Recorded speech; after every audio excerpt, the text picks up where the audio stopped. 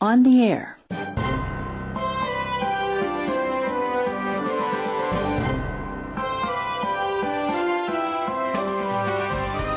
Your window on the world, Advanced, takes you to London today, so stay tuned for our interesting travel discussion.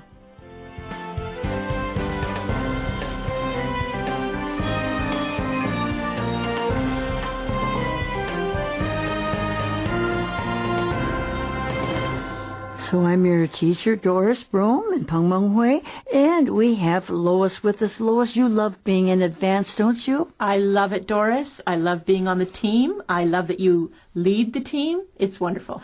Well, and the fact is, you have been to the place we're going to talk about today. You have been to London. Yes, I have. In fact, it wasn't that long ago, just 3 years ago, and it wasn't just a little short stay. I was actually in London for well over a week, so I really got a good taste of this city. And I've been to London several times, but I'm from the United States and you're from Canada. But you know what? We have someone from England in our staff and on the studio. So who's here today from England? Hello, Doris. Hello, Lewis. Hello, everyone at home. This is Gordon speaking, and yeah, I am from England, and London is my capital city. So isn't it nice to have somebody from England, from Canada, and from the U.S. talk about London? I think it's great, and I think we all have a real appreciation for this city, so it's good we can join together on the panel.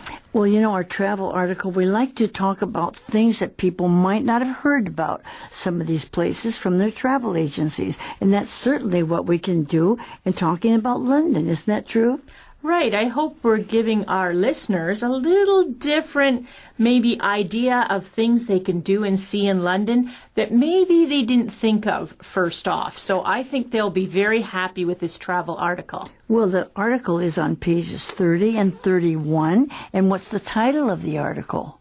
It says, Mysteries and Spies in London. And then our deck says, travelers can discover mysteries, espionage, and more in this great city. So people go there for a lot of different reasons. Most of the people that I know that like to visit London want to go to see the great plays and drama and Shakespeare Hall and things like that.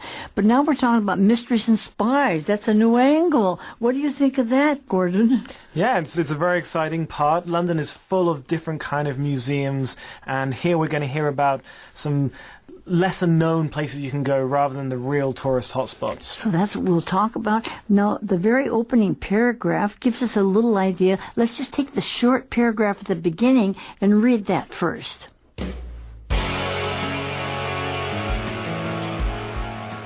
Mysteries and spies in London. Travelers can discover mysteries, espionage, and more in this great city. This bustling city showcases itself as cosmopolitan and traditional, rooted and ephemeral, often side by side. If you can't find your cup of tea in London, you're just not looking. Well, that sounds like very British writing right at the very beginning. And you know, British people, the people in England, have been known for being great writers. Some of the good English novels are some that we get, and they still have a lot of great writers over there in England, don't you think? Yeah, I think so. That historically, people obviously know about Shakespeare, who back in April, it was 400 years since his death, and writers like Jane Austen and Charles Dickens, these are still read a lot today. And if Shakespeare's not your cup of tea, then you can go to Sherlock Holmes and mysteries, right? And I was going to say one of my favorite children's authors is English, and that would be Beatrix Potter. Oh, yes. And I read all her books to my children because I love them so much, so I thought, well, they must love them too. Even Harry Potter. That's right. Whatever is your cup of tea. Now, this expression, cup of tea, does remind me of London. You know, I sort of like to drink coffee, but when I'm in England, I always drink tea. We always say, let's have our cup of tea, dear. You know, we always have tea in the morning. Mm-hmm. You drink a lot of tea in England. Yeah, we certainly do, and that's how I begin every day, by making a cup of tea. And the way the typical British way to have it is it's black tea, but we have it with milk. Mm-hmm, and right. Gordon and I are the same that way. We've actually talked about it. I like to start my morning with a cup of tea with a little bit of milk in it. It's I would say it's probably maybe 60% to 40% in Canada. 60% would prefer coffee in the morning and about 40% tea. Okay. Yeah, well, okay. Canadians, they follow a lot of those Yes, British they do. things. There's a lot. Yes, we do. But tea is good for you, too. But when you're in England, it seems like everybody just drinks tea, and they have a lot of good tea there. But when you say it's your cup of tea, we're not just talking about what we drink. What are we talking about? Yeah, when you say that something is your cup of tea, it's what you like. It's what you like to do, or maybe even a person that you like. You'll say, oh, that person's really my cup of tea. They're my kind of person. That's a very good English idiom, isn't it? It is. It is. Yeah. I really like it. It's not what I like. It's not what I like to do. It's not my cup of tea, Yeah, I can remember my one grandmother saying that. She had an English-Scottish background, and if she didn't want to do something, she would say, well, it's not my cup of tea. Right. It's a very common expression, isn't it? Yeah, it's very, very common indeed. And I think today we're going to see how London is all of our cup of tea. That's true, because it's called a bustling city because there's a lot going on. There's always something going on day and night in London. And Doris, I really like online too there how we have the word cosmopolitan and traditional. And that's a good description of London. Well, Lois, it says it showcases itself in that. In other words, London will show you up-to-date modern styles and art, but they also have traditional, like Shakespeare and things like that. Exactly. Like, it's funny how you think about things in London. I just had to buy myself one piece of clothing when I was in London. And I felt like the shirt I bought was ahead of its time. And it really was. It was very modern, this cosmopolitan city. But then I wanted to do all kinds of traditional things in London, like high tea and visit the pubs for a good meal and that sort of thing. Well, and you wanted to see some of the shows that they have that are really very, very good dramas, right? Shh, don't tell anyone. No, that's right. But they're rooted in what we call ephemeral. What does that mean? Well, that means lasting for only a short time. So they're both short, and yet there's something that's lasted a long time. It's a combination side by side. So if you can't find what you like to do, you're just not looking, because you can find everything in London. Is that true? That's very true, yeah. There should be something for everyone in London. There's modern stuff and there's old stuff, and there's museums covering all different subjects and things to do outside, things to do inside. So you should be able to find your cup of tea in this city. One good thing, about going to London is a lot of people, from Asia and different places go, to Paris, and they go to Germany, and those are really interesting places too. But the thing about going to London is you can speak English, and you can practice your English there. Exactly. And a lot of our students are actually doing that. And I've heard of some of the people in Northeast Asia now going to London to have their wedding pictures taken. Is that right? It's very new. A lot of them like them in front of Big Ben. Sounds expensive. And it sounds expensive, but it's very beautiful. Wow. Well, that's interesting. Well, actually, I think that Gordon is going to have some wedding pictures taken there at the few months from now. Is that right, Gord? Yeah, I'm getting married in December, towards the end of this year. So In London? I'm not in London. It's But outside in of London, in England, in the countryside. Yes. So we'll So- hopefully have some lovely photographs. So that's good. You have to send us one for the magazine. Oh yeah, we All can right. do that. I think Mike and I are going to have to drop in. Yeah, that's right. I'll go by there. But it is really the place for all kinds of people. If you like books, they have great libraries, museums. If you like sports, they have them. And they have just about everything in London. I think they have great bookstores there. I love to go in their bookstores. Yeah. And they have so many things you can do.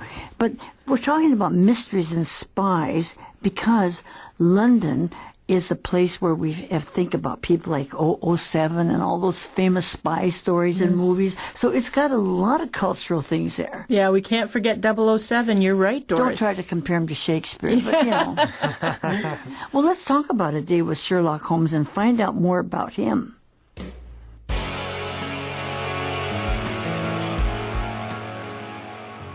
A Day with Sherlock Holmes.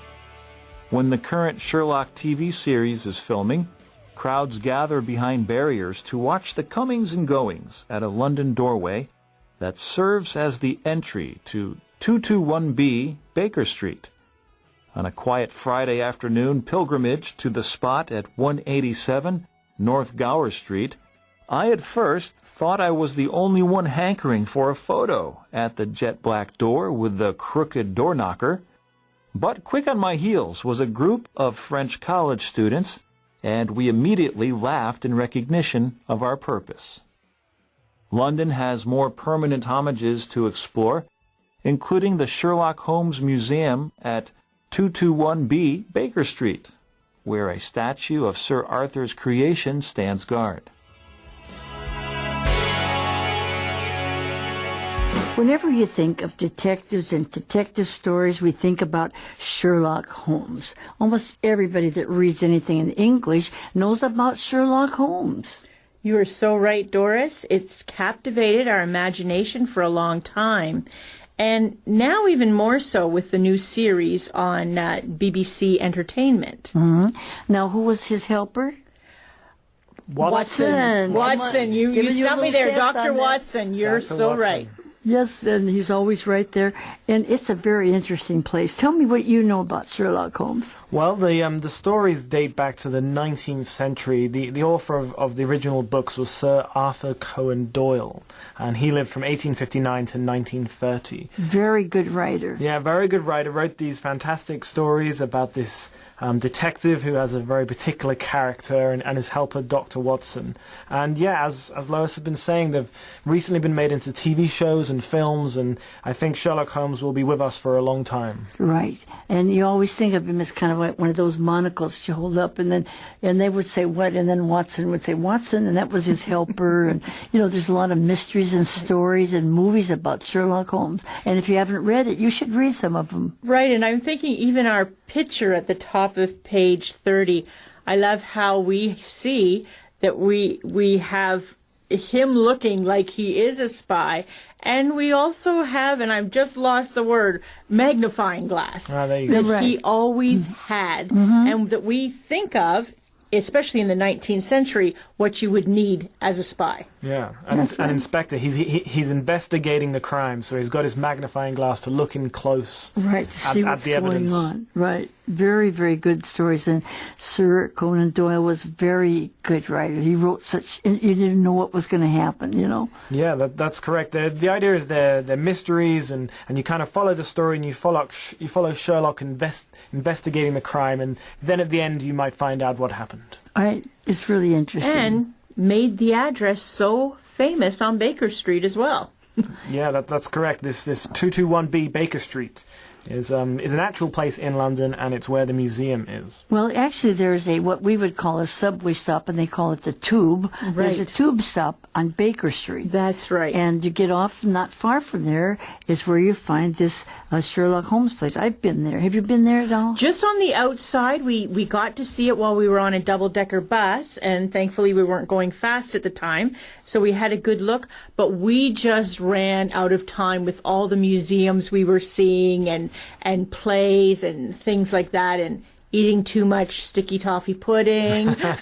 Well, Baker Street is a very interesting stop because there also is a wax museum right there, and people like to go to that, and that's on Baker Street too. Yeah, that's another very popular tourist space. Right. The Wax Museum, which has wax models of people from all different ages. Right, it's very, very Right. famous. Well, in fact, when I was there, I was with the Chinese Heavenly Melody Singers, and right around the corner from Sherlock Holmes is the Chinese church. Oh, wow. So, if you're Chinese and you want to go to church, go to Baker Street, see Sherlock Holmes, and then go to church. And then just be speaking English the whole time.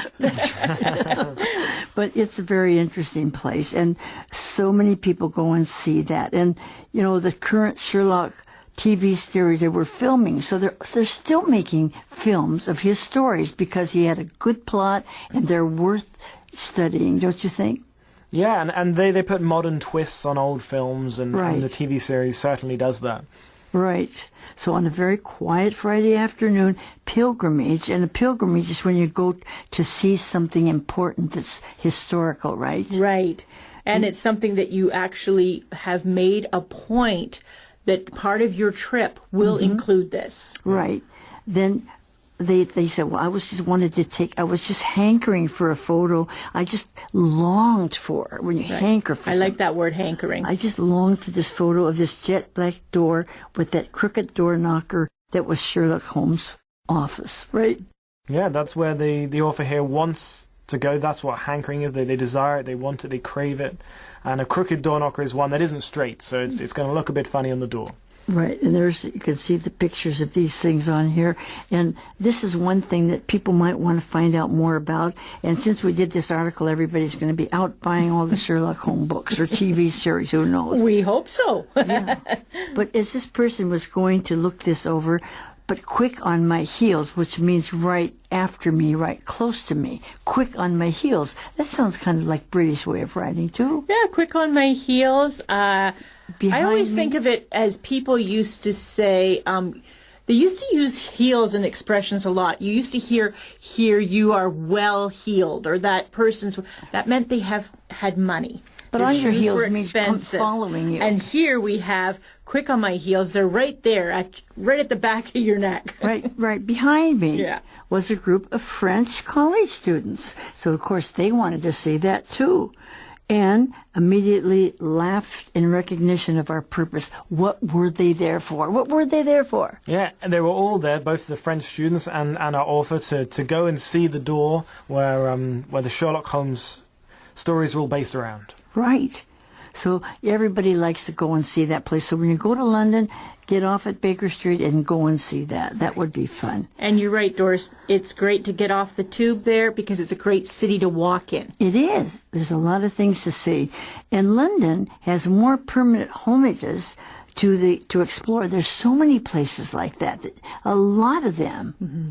The Sherlock Holmes Museum on 2221 Baker Street is where there's a statue that Sir Alan's creation guards the door, so then you can go and take a picture right next to that. And I think every day people stand there and take pictures, don't they?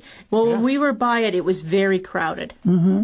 Yeah, so even these smaller museums are still very popular tourist places. Of course, the British Museum, I mean, that's one of the big attractions, and everybody wants to go there, and there's so much to see there. So beautiful. And so that's one of the big attractions. Yeah. But there's so many smaller museums. So we're going to talk about the smaller ones that your travel guide might not have told you about.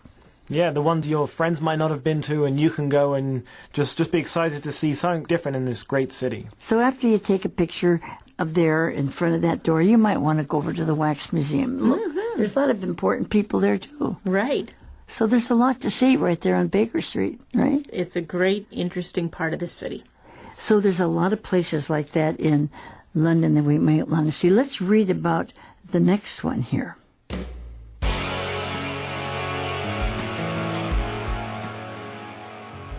Fleet Street, past and present. The newspaper offices that once lined London's Fleet Street have fled to quieter streets and modern presses. What remains as a reminder of those times is St. Bride's Church, the spiritual home of the media, and the St. Bride Foundation, a former recreation center for those in the print business. The church was opened in 1703, and its spire, by Christopher Wren, was the inspiration for the first multi-tiered wedding cake. Today, St. Bride has a moving memorial to journalists who have died, gone missing, or been kidnapped whilst striving to bring us the news. Behind the church is the foundation, which opened in 1891 as a social, cultural, and recreational center for Fleet Street employees. It houses a theater and workshop, and its library of print, media, communications, and design is believed to be the largest in the world. These days, it's mostly graphic designers who come to learn the art of printing on the presses of the past.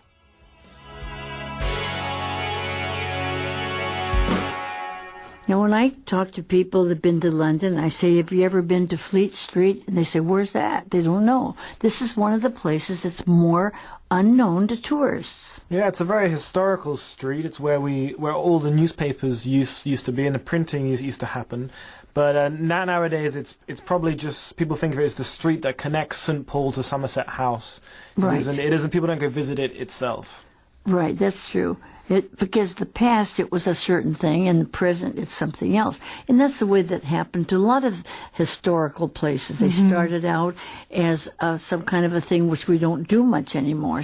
But Fleet Street was always known as the newspaper and the offices in those days, wasn't it? Yeah, that's correct. And I know this street very well. I actually lived in London for a year between 2010 and 2011. I was doing some postgraduate study there, and my university was on the Strand, which is Fleet Street flows into. Oh, really? So it's all along that same part of the north bank of the Thames, which is the river that runs through London. Right.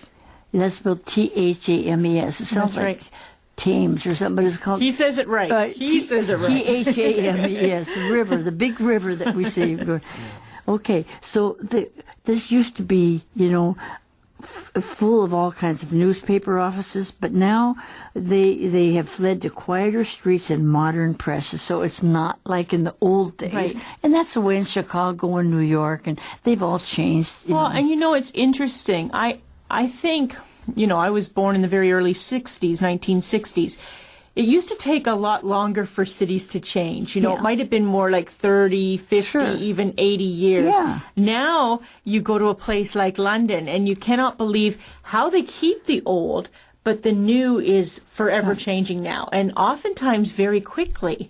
But they do keep the old, too. They keep the old, which is good. It just shows about Fleet Street, I think if I mentioned the word Fleet Street to my dad would right away say, oh, that's where they do all the newspapers. They've always done all the newspapers there. Yeah. But now it's different. Yeah, that's correct. Yeah. I lived there 5 years ago, and it's probably changed a great deal since even I lived there. Right. But what remains, it says here in line 12, is the reminder of those times is what they call the St. Bride's Church. Now, they call it the spiritual home of the media. That's a pretty interesting concept. Yeah, this is the church that was in the center of this newspaper home. And this church has a fascinating history. There was a church there that was burnt down in the Great Fire of London in 1666.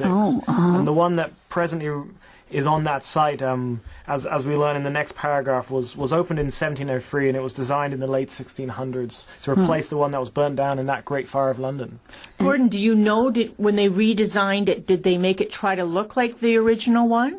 I'm not sure about that, but I know the redesigned church has this massive spire. Yes. What That is even a bigger spire? before. The spire is the central tower that is on top of the church that goes up towards the sky and finishes in a point. And you see that in a lot of the old churches in Europe and every place, the spire of the church. Right. You can see it in the city. Right. And sometimes they have church bells ringing in those, don't they? Well, right. It was to let people know there was a church here and that people could see it. Also, symbolically, I think it was our reach man to God. Yep. And also, you're right, Doris, the bells would ring. And it was ringing either to bring us to church or to something happened announce or something. something Yes. Mm-hmm. Yeah. But what I didn't know until I read this one here, I knew that was an old church and opened in 1703. It was A long time ago. But it was first opened then by Christopher Wren, and he was the inspiration for the first multi-tiered wedding cake. I didn't know that. Did you? No, I didn't know that. I know that he designed St. Paul's Cathedral, which is one of the most famous cathedrals in England. In the world, actually. Yeah, probably in the world, yeah. Yeah. So he's also responsible for this church on Fleet Street, and also he inspired the multi-layered wedding cake. I wondered where that started. You have these wedding cakes instead of just a cake. Yes. They have this great big one layer after another, and wow, he started that. Right. I didn't know that. There's so many things that we actually have in North America, particularly Canada and the U.S., that inspiration came to us was originally from the United Kingdom. Yeah, of course. Yeah. But I mean, did you know about that about the No, I wedding didn't cake? know that. I knew about Christopher Wren and St. Paul's Right. Cathedral, but this cake is quite Did you, huge to did you me. ever wonder why they made those cakes so big? I thought it's just because they had a lot of people Well, at I the had wedding. one of those. I had one of those big, huge cakes Yeah? when I got And married. then did you get to so- cut the first piece? Yes. How many yes. tiers did yours Yeah. have? Lois? Ours just had 3, but it had pillars as Oh, my well. goodness. So it was 3 very is high. nothing. Multi. Very Oh, high. my goodness.